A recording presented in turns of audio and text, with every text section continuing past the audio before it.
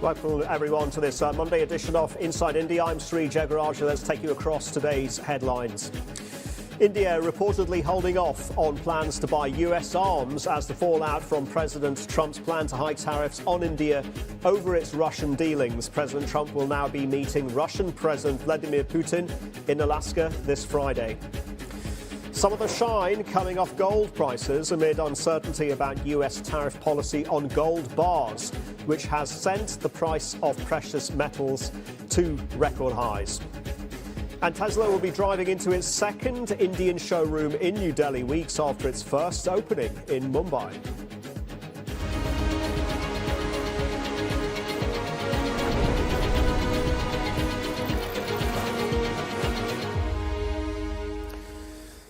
Right, a lot to consider for the global markets. Let's take a closer look at our regional markets. They are looking broadly positive, but tinged with some caution. Remember, tomorrow we are bumping up against the deadline in the US-China trade truce. But to all intents and purposes, it does look as if the markets are pricing in an extension, possibly a 90-day extension to that deadline. So that's offering some breathing space. The Straits Times is down by 0.2%. By the way, a half-day session here for the domestic benchmark. Elsewhere, as I said, we are seeing some confidence. You're not seeing the Nikkei today because the Japanese markets are closed for a holiday.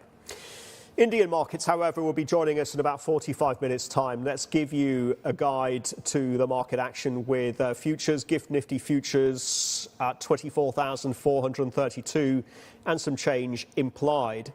So that does suggest some upside, given where we left off on Friday at 24,363. And what an eventful week it was last week with the 50% headline tariffs. There is some 3 weeks or so of a breathing space and a window of opportunity for negotiators to possibly renegotiate and take down that 25% coming from the Russian oil dimension of the table.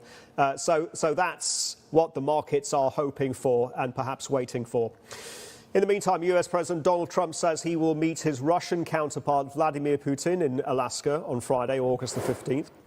The White House says the meeting is expected to be bilateral, but that the US is, quote, open to Ukrainian President Vladimir Zelensky joining.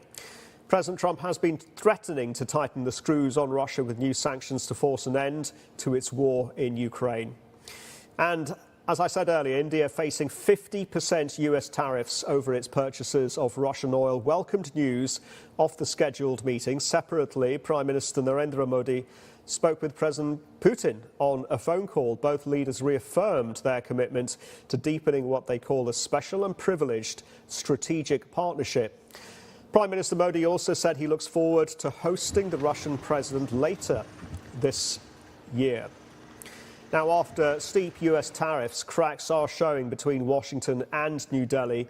Indian officials tell Reuters they've hit the pause button on multi-billion-dollar US weapons deals, including Stryker combat vehicles, Javelin missiles and Boeing P-81 aircraft.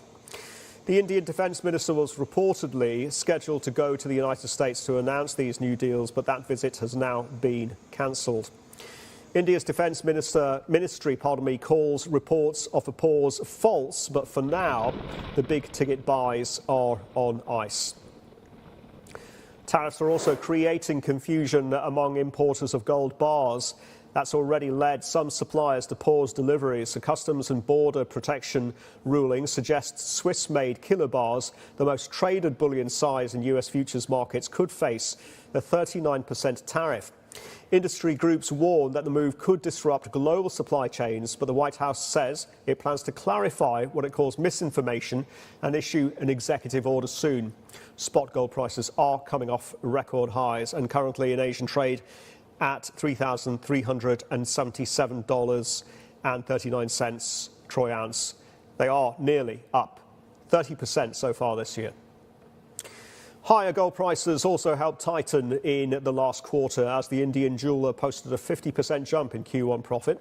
Company which owns Tanishq and Carrot Lane highlighted that consumer interest is now shifting towards low carat and lightweight designs. but confidence does remain intact. Titan is also subject to Trump's 50% tariffs on India. The jeweler is looking to set up a manufacturing facility in the Gulf region as a way to maintain low tariff access to the United States market. Gulf countries such as the UAE and Saudi Arabia have relatively lower US tariff rates of 10%. Let's talk more about this. I'm delighted to say that Ashok Santalia, CFO at Titan, is joining me now. Ashok, welcome to the program and thank you for your time. How challenging is 50% tariffs for the Indian jewelry industry and for Titan? Thank you, Sri. In jewelry for Indians, while primary focus has been adornment, but investment value is also have a very high importance in the minds of Indian consumer. And from that perspective, 50% tariff is just unviable for doing a jewelry business, which is particularly targeted towards Indian diaspora. And Tanishq brand caters to that target segment. So yes, if it remains at 50% and things don't get resolved, we have to think about our US foray, and it will certainly slow down. And you're already thinking about that, and you're thinking about it very deeply, and you're putting some contingencies into practice. Ashok, give us a bit more colour, therefore, about Titan's manufacturing pivot to the Gulf to retain low tariff access into the US market, and are you considering other hubs to do so? So, Sri, primary consideration or trigger was not US tariff. We have been thinking about that if we want to be a global jewelry company, it cannot be supplied from India only. We need to have a jewelry supply chain footprint also, international supply chain footprint also. And we have been considering few countries, and our plans so far have not been fructified anywhere else. With now the acquisition of Damas, our footprint in GCC is very large, Tanishq and Damas put together. So it obviously made sense for us to start thinking for local sourcing, and that is what was in play. Yeah, now with the 50%, a temporary solution could come, but it would only be very partly solution. We will never able to fulfill all the demands of Indian diaspora in US by not sourcing from India. So it's a very fast evolving situation. We need to wait and watch and then decide on our strategy. Let's talk about the Indian diaspora in the US and elsewhere in the world, and also the core domestic market. Ashok, do you have any insight as to what could be in store, pardon the pun, for the upcoming festival season, and how strong or otherwise are you projecting demand to be in this current environment?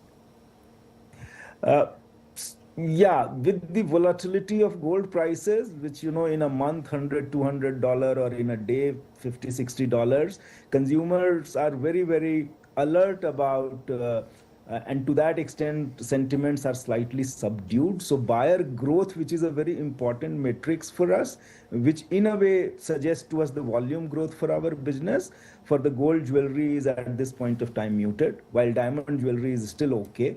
And but at the time of festive, we have seen that people do come out. Then they don't delay, and if they want to buy, they want to buy.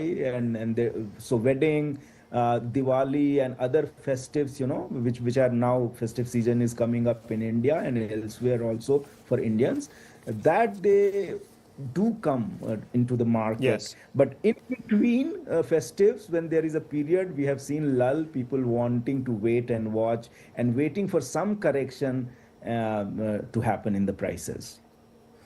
So would you say, Ashok, that the Indian consumer is relatively price insensitive during the festival season?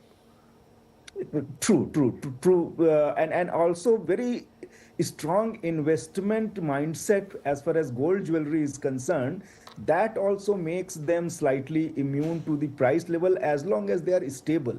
When they are volatile, then they want to be on the fence and kind of take their own judgment of the timing of the purchase. But the investment angle and generally gold always being on uptrend, secular uptrend over years, their faith in gold as an investment vehicle also is very strong, and jewelry Yes. becomes a very, very favorite method of investing in gold. Interesting. So, Yeah. my next question, Ashok, is to what degree do you have pricing power? And if the international market and the domestic market, excuse me, continues to remain somewhat challenging, then would you have to consider price cuts? So, we started our this international foray in 2020 October during COVID. It started with GCC, and US foray is only 2 years old, and we did extremely well in US. But still, overall basis, international jewelry business contribute about 4%. It was growing very well, and we were very, very excited about the prospects and opportunities, which seems to be slightly getting into, particularly the US piece, getting into slow motion for some time till the things gets resolved. As far as domestic, so largely domestic, and in domestic, the commodity price, gold plus making charges determines the final price for the gold. So whatever gold price moves, that is available to everyone, and that determines the final jewelry price. In gold jewelry margin, margins are generally not very high, and that is where the price cut becomes very, very difficult for any jeweler who deals within gold jewelry, where the metal price plus making charges is the method of pricing. Are you going to have to review core earnings margin targets of 11 to 11.5%? And is that achievable, Ashok, given the balance of risks that we are seeing unfolding in the international and the domestic markets? As I told you, Sri largely still domestic player. 96% of the jewelry revenue is in India. And from that perspective, we really don't see a risk to 11 to 11.5. But we have also said simultaneously that growth and customer market share and customer acquisition takes priority. And for some tactical adjustments or responses, if we have to give, we will do that. What's your message to the government at this stage, Ashok? Because last week we were speaking to Rajesh Jewelers, and he was saying, look, I think the smaller, more artisanal jewelers and crafters, they need help. They face unemployment, they face being squeezed out, higher costs, higher input costs and import costs as well. Government needs to step in and intervene at this juncture. Would you agree? Yeah, jewelry and gems are a very important sector for India from employment and export point of view. And this uncertainty is not good for anyone. And sooner it is settled, and it has to be settled at a reasonable range, the current level of tariffs, which have been, looks like more as a negotiation tactics, but they need to settle down at a much more acceptable level where the business would be viable. Otherwise, the whole viability of business will be under question. Ashok, it's been a pleasure talking to you. Thank you for talking to us about the challenges and the opportunities in the jewelry industry in India and overseas too. Ashok Santalia there from Titan Company. Thank you, sir. Coming up on the programme, South Asia's first integrated casino and hotel has just opened in Sri Lanka. Will this bold new project boost the dreams of the country's tourism economy? We'll talk about that after the break. Stay tuned.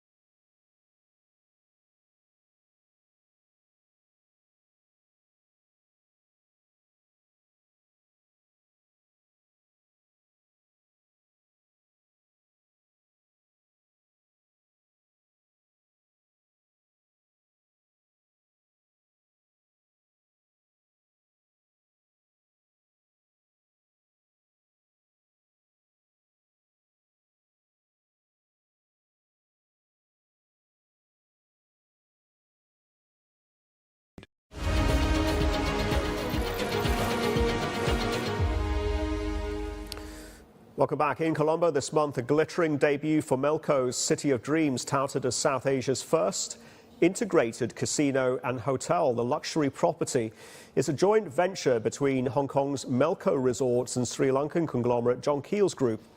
Developers say it will give the island's luxury tourism sector the boost it's been waiting for. Big question now, could it be a game changer? Well, let's ask. Gihan Kure joins us now, Deputy Chairman at John Keel's Holdings. Gihan, welcome to Inside India. So let's start there. How do you aim to win over the Indian audience, which could be considerable? And what would be the size of the addressable market coming over from India? And is Sri Lanka's broader infrastructure ready for those inflows? Thank you for having me on the show. It's a pleasure to be here today. If you look at the opportunity for India, Sri Lanka is hitting 1 to 1.5 hours from most key Indian cities. And the connectivity has improved. So the accessibility of Colombo and Sri Lanka to many Indians is very much high on the list. The ability for us to get Indian tourism, if you look at how Indian tourism has grown, the outbound tourism opportunity, we are sitting on, essentially the tip of the iceberg for us to tap into that market.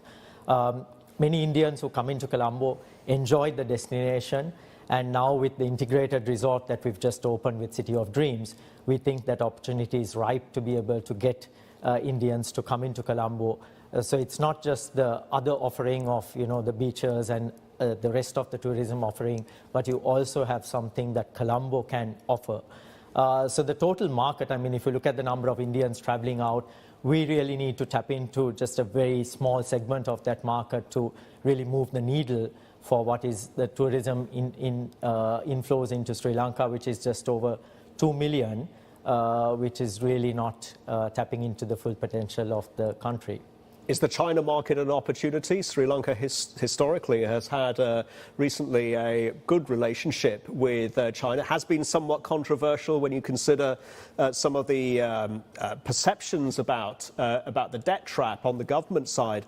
But if this is positioning Sri Lanka to be a Macau of South Asia, is the China visitor and the China gamer an opportunity? Yes, certainly. If you look at Chinese inbound travel into Sri Lanka pre-pandemic, it was the number 2 source market into the country. But we haven't really seen the recovery of the Chinese outbound travel into Sri Lanka post-pandemic. And that's just starting to pick up. So whilst Chinese outbound travel has recovered to markets like Maldives, where they were the number 1 source market, and now they've recovered to being the number 1 source market, we haven't still seen that happen in Sri Lanka. So certainly just overall tourism from China into Sri Lanka is something we expect to recover. But it's not just China and India, it's the region, it's the GCC, it's South Asia as a whole, as well as the other typical markets that we've seen from Western Europe. So overall, we expect all these markets to contribute towards the overall tourism offering, but for the integrated resort, it'll be more the region that we expect to be a significant contributor. Gihan, how many jobs is this going to create in the local economy, and how much of a multiplier effect could this have on hospitality, on F&B, and help us understand how much the MICE economy, meetings, incentives, conferences and exhibitions, is ultimately going to be worth to Sri Lanka? So if you look at the direct employment that the City of Dreams itself will have, we are looking at around 4,000 plus direct employees, both in the hotel, in the conferencing areas, as well as the casino. But apart from that, if you look at the entirety of that ecosystem, the sort of community that gets involved, we are looking at 15 to 20,000 indirect jobs that will be created as a result. And tourism, as we know, has a significant multiplier effect, and you sort of bring in different segments of stakeholders coming into play as well.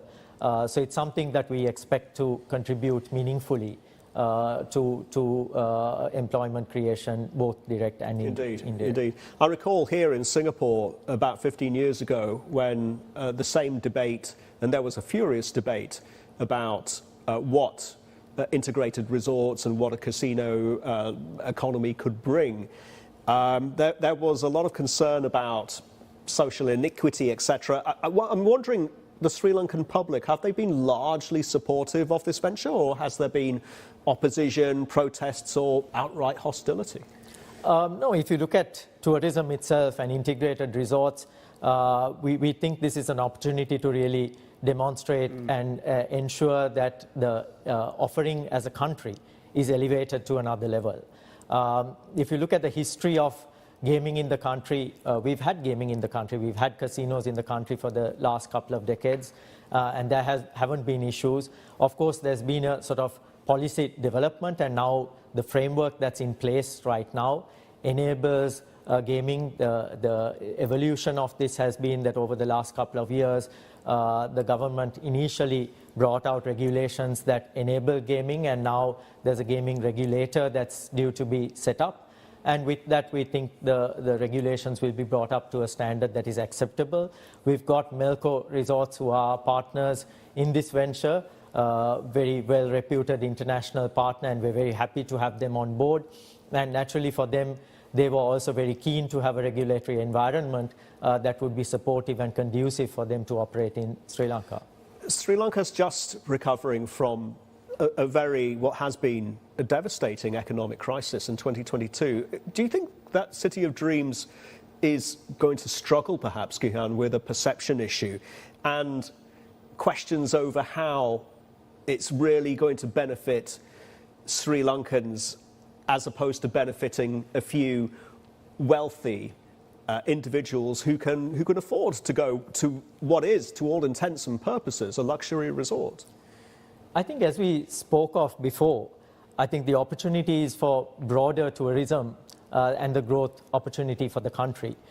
So whilst this will attract a certain segment of clients, we spoke of the direct and indirect impact it has on employment and also the impact it has on the economy as a whole.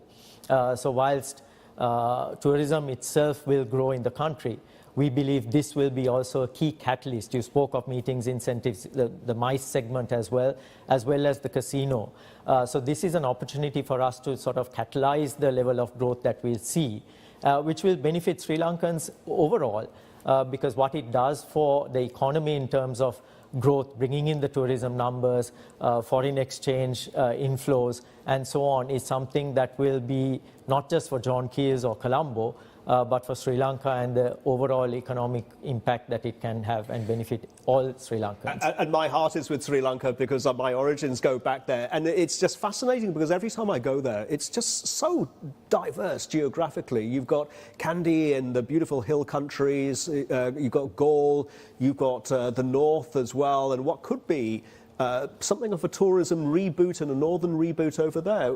Do you have plans? Is there room for another integrated resort or more? What are your plans for expansion within the island? I think at this moment of time, it's really to make this particular property work. But as a group, as John Keys, we are looking at many other opportunities, particularly in the transportation, in the ports and shipping area, where we believe we can again capitalize on the opportunity for regional trade. But at this moment of time, I think it's really making the City of Dreams integrated resort really work, and then we could look at expansion beyond that once we really realize the benefits of this investment. Is there a concern, though, that at a top-down level, and I'm looking at 2022, and how exposed Sri Lanka was because of textiles, tourism and tea to the cyclicality. And they're very vulnerable industries, aren't they? Isn't there a risk, though, that this could, at a broader economic level, put Sri Lanka at a disadvantage? And shouldn't, I'm just curious to know your view as a business leader, shouldn't Sri Lanka be positioning itself closer towards the advanced manufacturing side of the economy as opposed to these very cyclical industries? Yes, if you look at apparel, I think we've actually got into more technology-driven apparel manufacturing. If you look at the areas, yes, certainly we have to diversify our export base. That is a priority. But we've got into more technology, software development, the BPO, KPO industry as well. We've also got tourism, which will be another form of diversification. Sometimes getting into more advanced manufacturing would mean you need to really look at how you tap into the ecosystem itself. And I think for that to happen, we've got to look at strategically how we align ourselves with those global manufacturing ecosystems to be able to realize where we can play in that. And that requires a sort of policy alignment from the government as well, I believe. Gihan, we have to leave it there. Thank you very much indeed for talking me through City of Dreams and what to expect for the future in Sri Lanka as move to become more of an integrated resorts development aspect of that economy. Thank you, sir. Thank you very much. Gihan Kure there from John Keel's Holdings. And I do want to bring you up to speed with some headlines and some lines that we are getting from President Trump. President Trump saying quadrupling China's soybean orders are a way of substantially reducing China's trade deficit with the United States. President Trump says he hopes that China will quickly quadruple its soybean orders. So there you have agriculture being a big part of any potential deal. And yes, so that is what the president is saying. He's hoping that China will boost its commitment to buy more US agricultural products. Right, we'll be back in 2 minutes. Stay with us.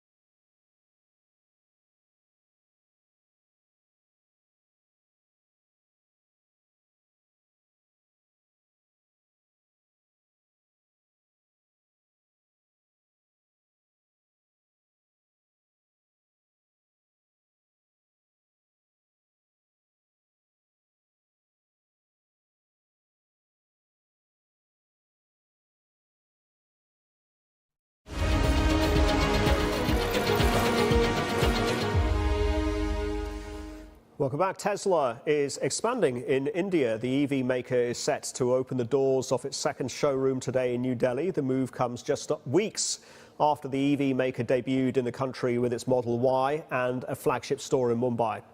Model Y starts at about $70,000. Tesla also plans to roll out its first supercharger in Mumbai soon.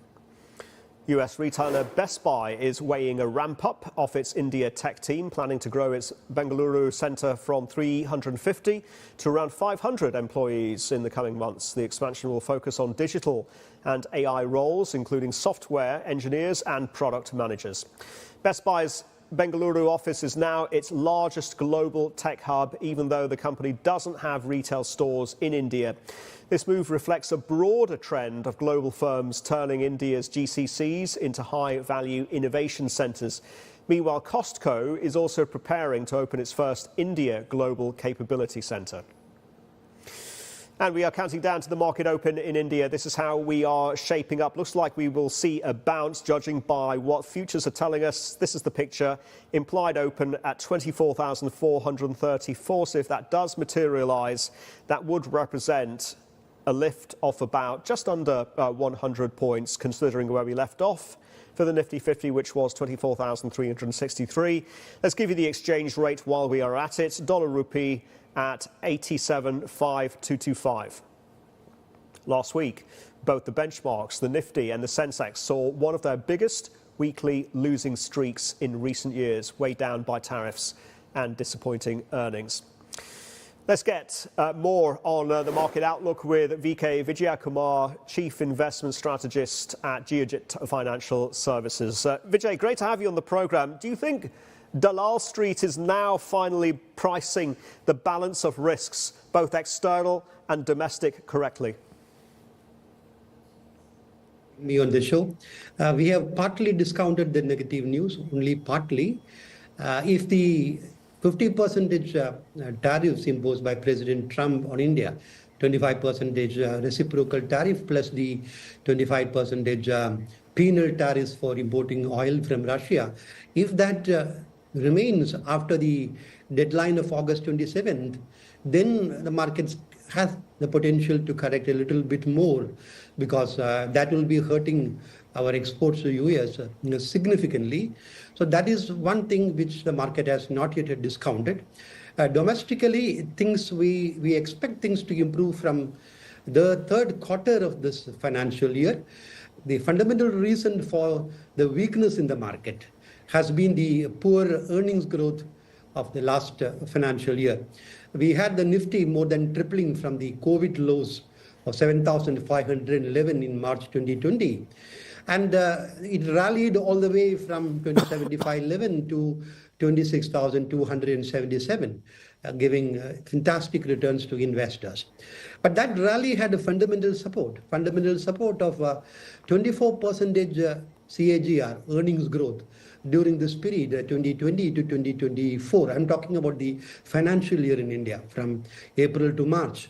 But last financial year 24-25, our earnings growth dropped to just 5%. Nifty earnings grew only by 5%.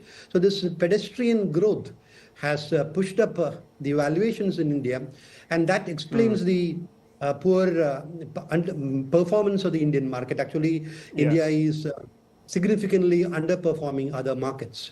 MSCI emerging markets, India is one of the poor performers now.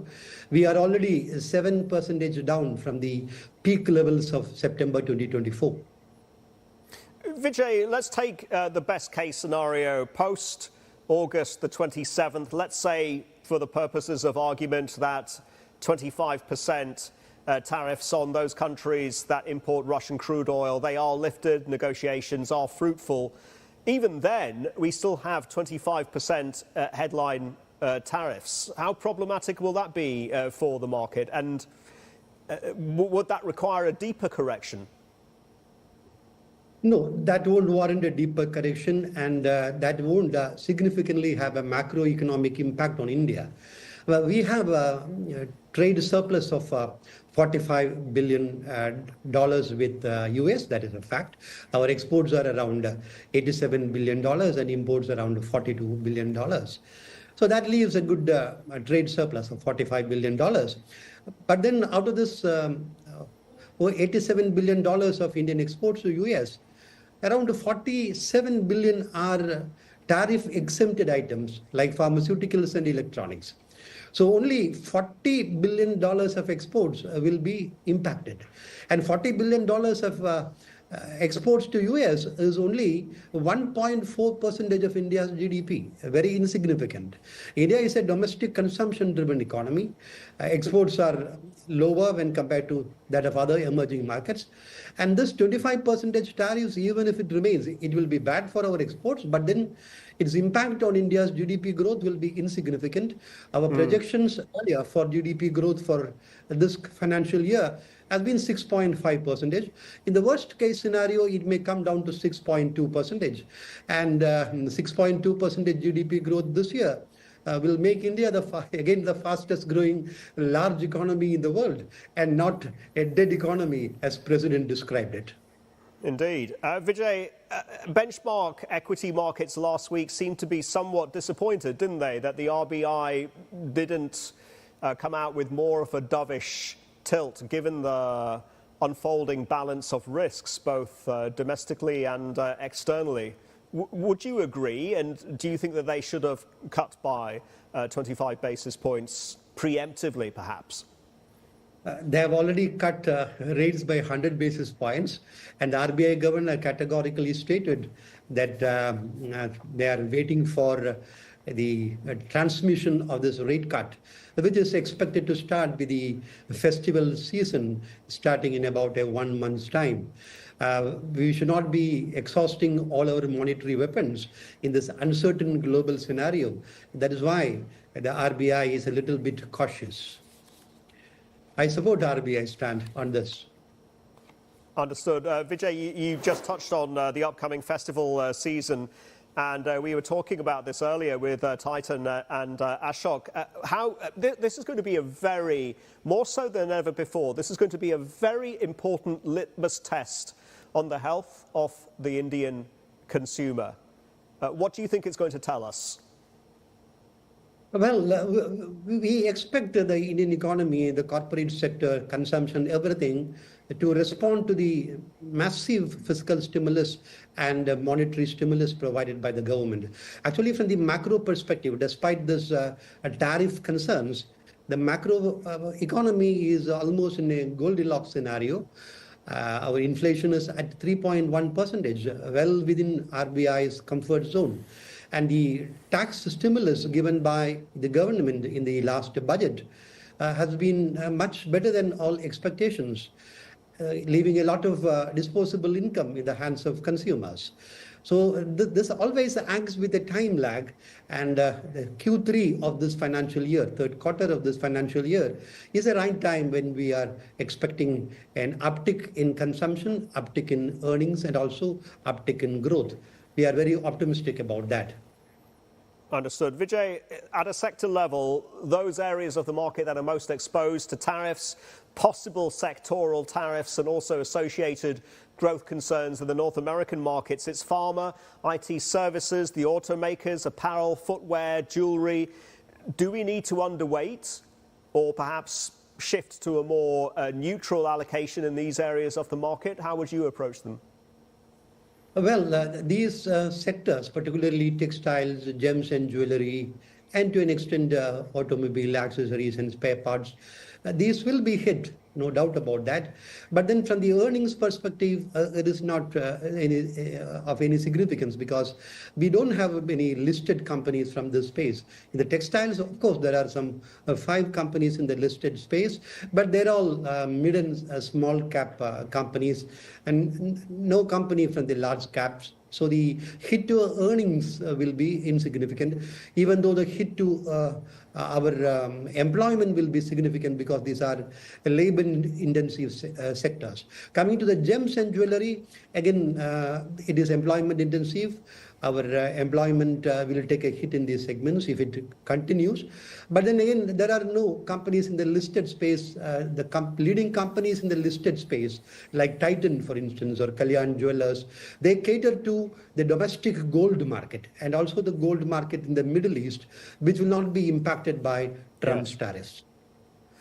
Vijay, how would you characterize valuations? And if we are going to see an adjustment and a correction, perhaps not, and let's hope not, let's hope it's not going to be a sizable, a deep correction, then where does that leave valuations? Would they look more attractive? Should we be talking about a valuation reset? And does that create opportunities in select areas of the market?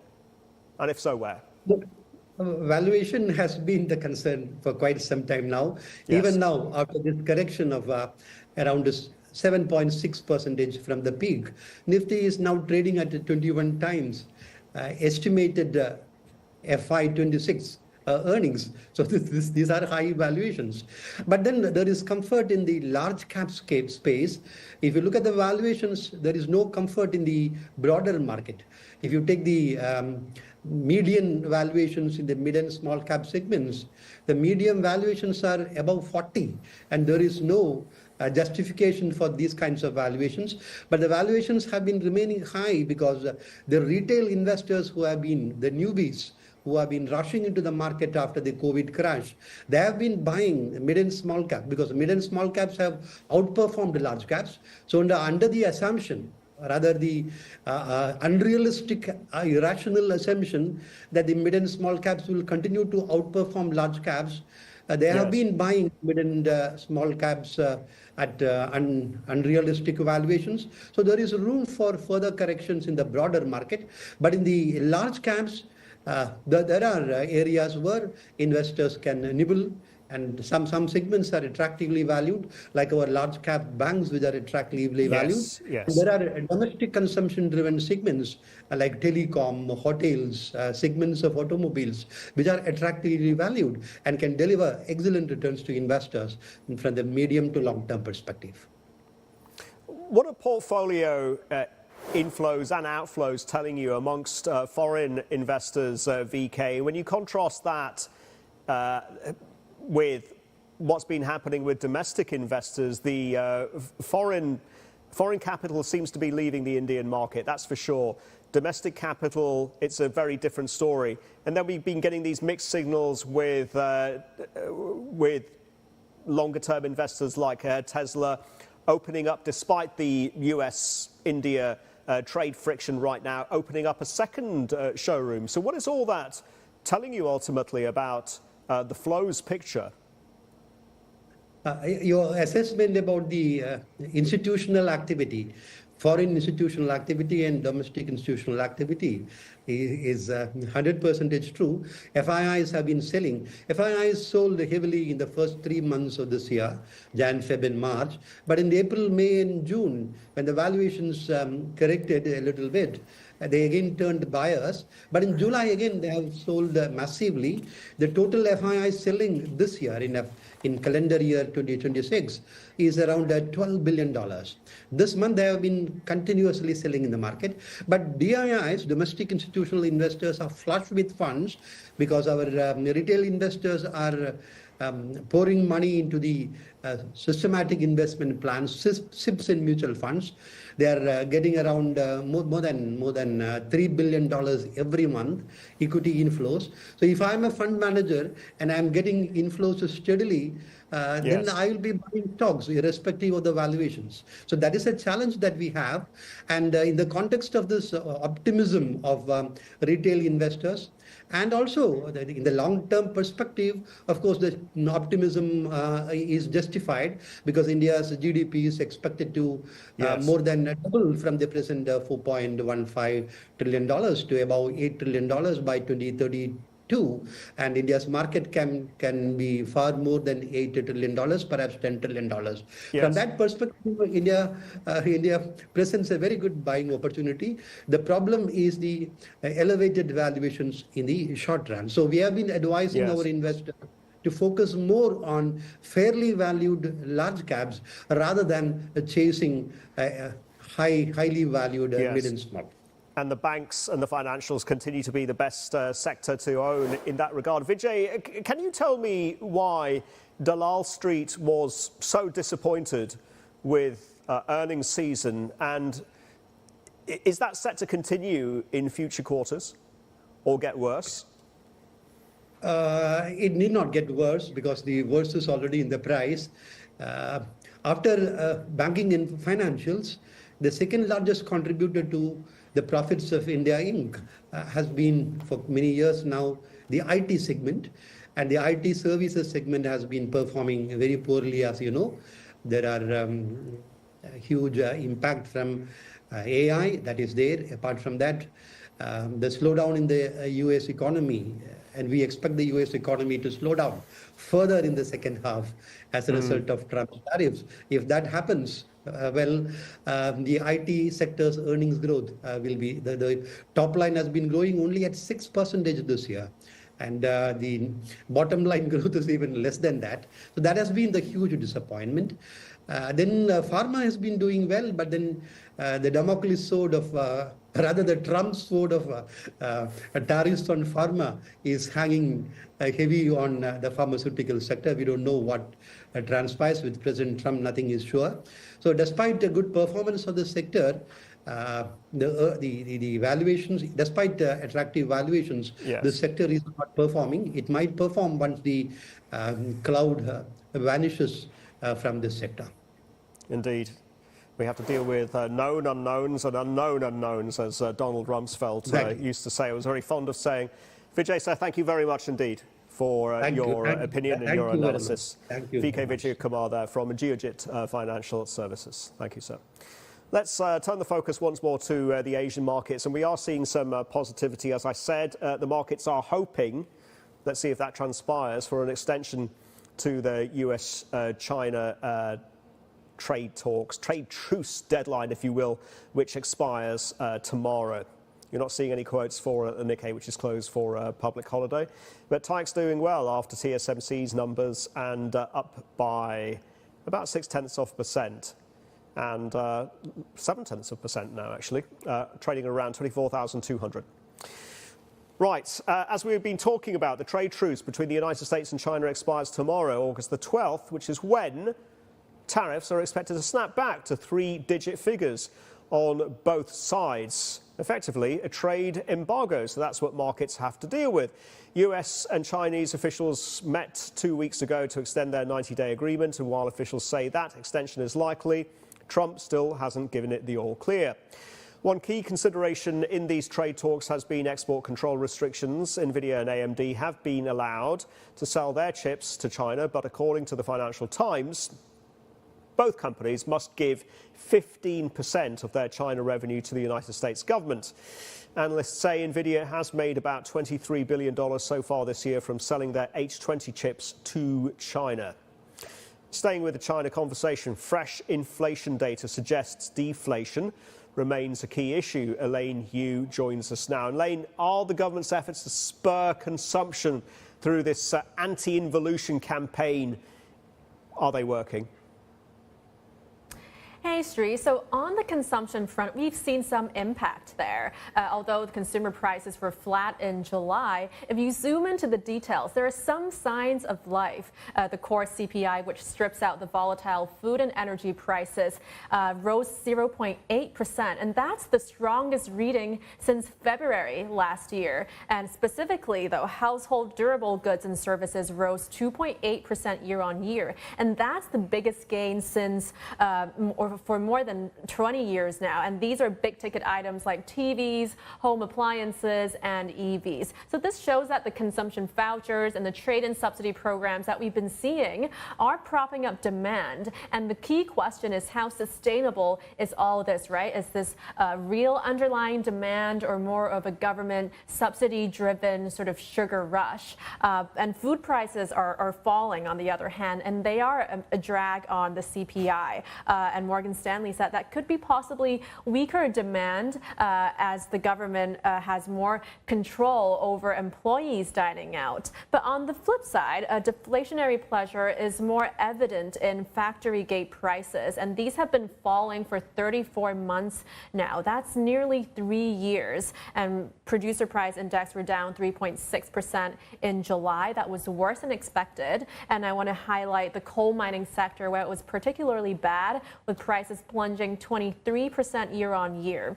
And this really reflects the chronic overcapacity issue we've been talking about a lot. And Beijing is taking action too now, with regulators reportedly starting to inspect coal mines to see if they're producing above permitted levels. So some measures here and there, and we'll have to see how forceful they are, especially if there are concerns about potential job losses in these impacted sectors. Sri, back to you.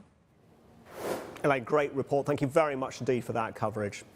Now, Indian markets have joined the trading day. We will take a closer look at some individual movers, including the country's largest lender, State Bank of India. After this short break, we return in 2 minutes.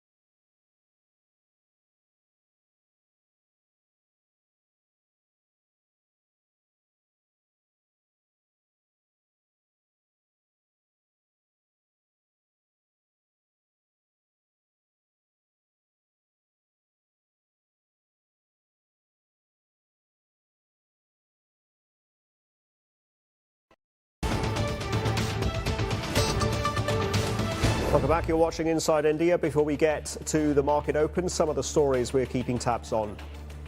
India's Air Force claims it downed 5 Pakistani jets and another military aircraft in May's clashes, most with its Russian-made S-400 missiles. Pakistan denies the claim, challenging India to prove its case. Both sides dispute each other's tallies in the region's worst military flare-up in decades.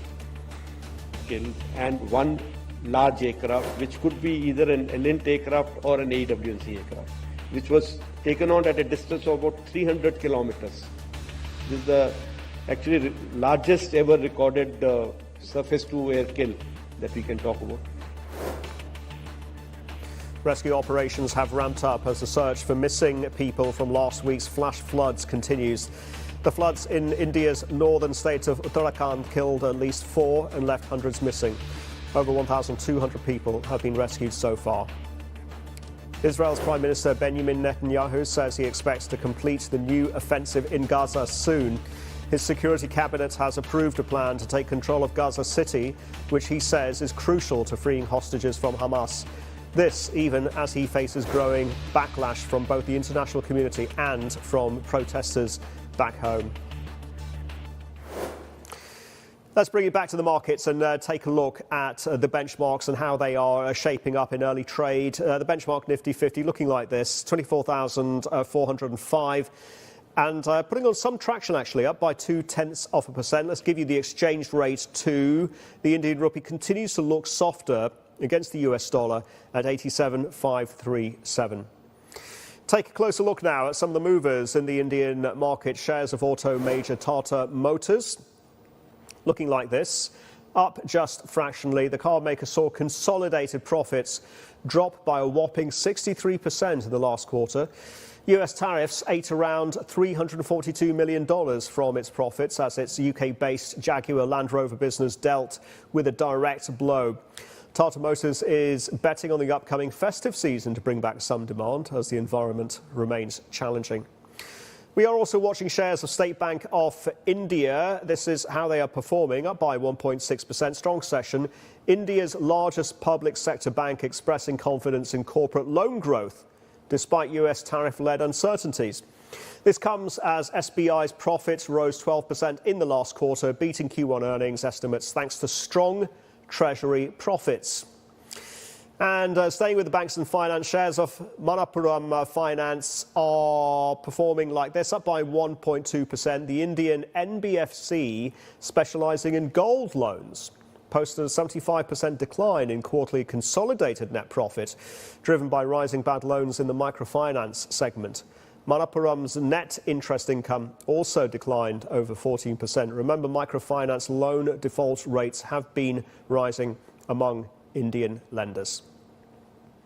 On that note, we bring this Monday edition of Inside India to a close. Do keep watching CNBC. Dan Murphy is up next with Access Middle East.